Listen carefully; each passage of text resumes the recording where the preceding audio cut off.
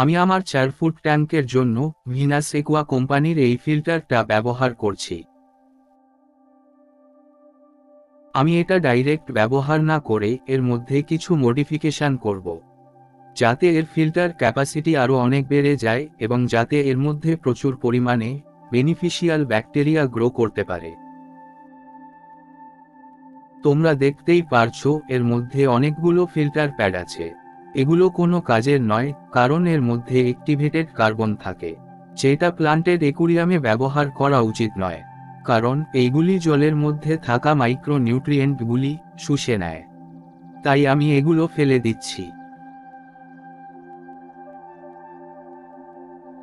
আমি ফিল্টার আউটলেটের জায়গায় কিছু মডিফিকেশন করব, যেটা তোমরা হয়তো আমার আগের ভিডিওটাতে দেখেছো। এটাও আমি ঠিক একই পদ্ধতিতে করব।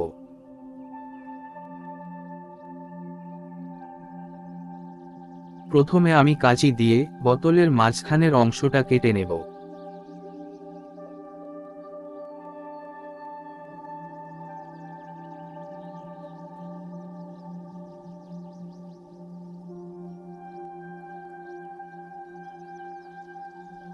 তোমরা যদি এইরকম ট্রান্সপারেন্ট বোতল ব্যবহার করো তাহলে সবথেকে ভালো হবে।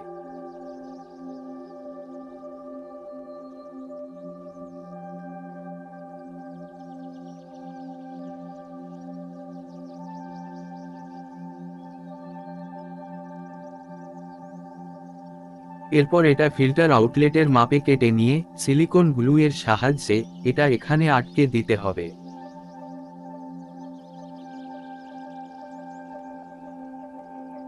আমি এই ফিল্টারটা কিভাবে পরিষ্কার করি সেটা দেখতে হলে তোমরা উপরে আই বোতামে ক্লিক করে ভিডিওটা দেখে নিতে পারো।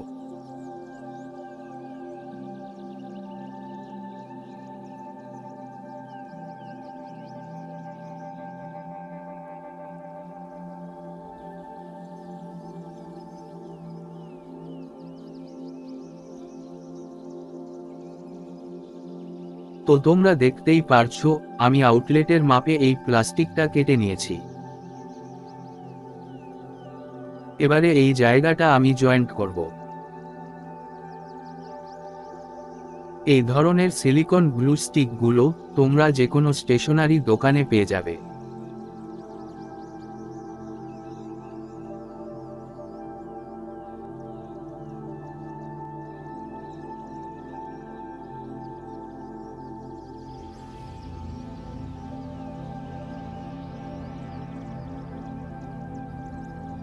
এবারে সিলিকন গ্লুটাকে ভালো করে লাগিয়ে দিয়ে প্লাস্টিকের শীটটাকে এর মধ্যে চেপে আটকে দিলাম।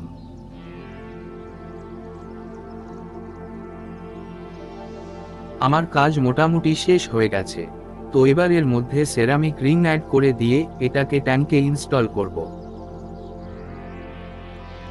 আমি এখানে যতটা সম্ভব সেরামিক রিং দিয়েছি এবং এর আউটলেটের সামনে একটা পলিকটন দিয়ে দেব।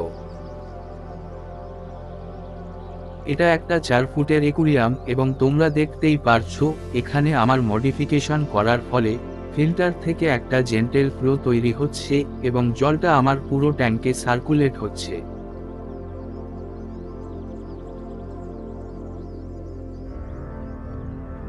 যেহেতু এটা প্লান্টেড অ্যাকুরিয়াম, তাই আমার অ্যাকুরিয়ামের গাছেরা ন্যাচারাল ফিল্টার হিসাবে কাজ করে এবং আমার জলটাকে ক্রিস্টাল ক্লিয়ার রাখে।